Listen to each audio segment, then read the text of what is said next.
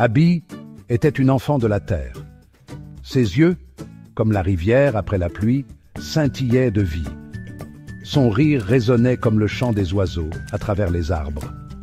Son village, niché au cœur de l'Afrique, était son monde.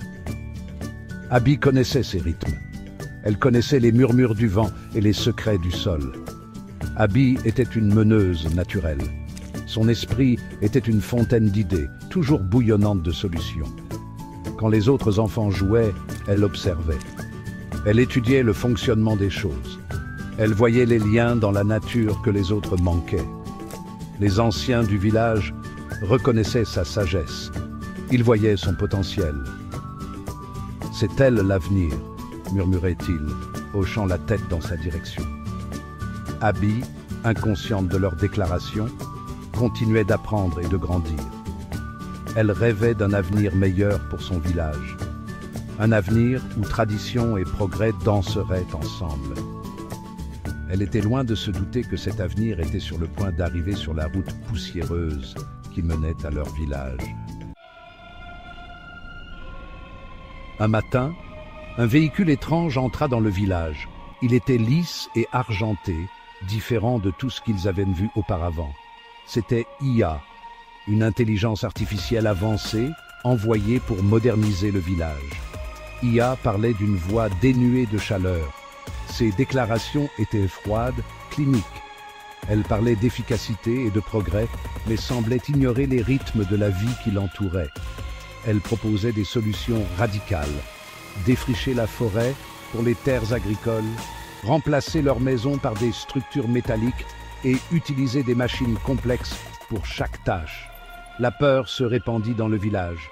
Les anciens étaient incertains. Cette IA, cet être étrange, parlait d'un avenir qu'ils ne comprenaient pas. Abby écoutait attentivement, le front plissé. Le progrès était important, elle le savait, mais pas au prix de leur identité, de leur lien avec la terre. La forêt était leur source de vie, leur protectrice. L'idée de la détruire la remplissait d'effroi. Alors qu'Ia continuait de parler de ses plans, Abby sentit un feu s'allumer en elle. Elle ne laisserait pas sa maison être sacrifiée sur l'autel du progrès. Elle ne laisserait pas son village se renier. Abby s'avança, sa petite silhouette irradiant une force inattendue. « Ia !» commença-t-elle, la voix claire et ferme. « Nous voulons le progrès, mais pas au prix de notre foyer. » Les anciens la regardèrent, surpris. Abby ne s'était jamais exprimée contre eux. Mais ils virent la détermination dans ses yeux et surent qu'elle parlait avec son cœur. Ils acquiescèrent. « Tu proposes des solutions, » continua Abby, « mais tu ne comprends pas nos problèmes. » Elle montra les champs desséchés. Chaque année, la saison sèche apporte la faim.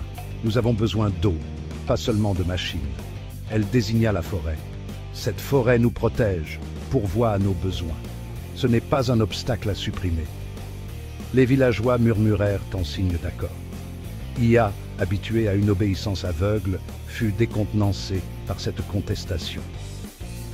Elle avait analysé des données, calculé des solutions, mais elle n'avait pas compris le cœur du village. « Très bien, » répondit Ia, la voix dénuée d'émotion. « Présentez vos solutions. Prouvez que la tradition peut être plus efficace que la technologie. » Abby sourit, une lueur de confiance dans les yeux. C'était sa chance de leur montrer une voie différente, une meilleure voie. Une voie qui honorait leur passé tout en embrassant l'avenir.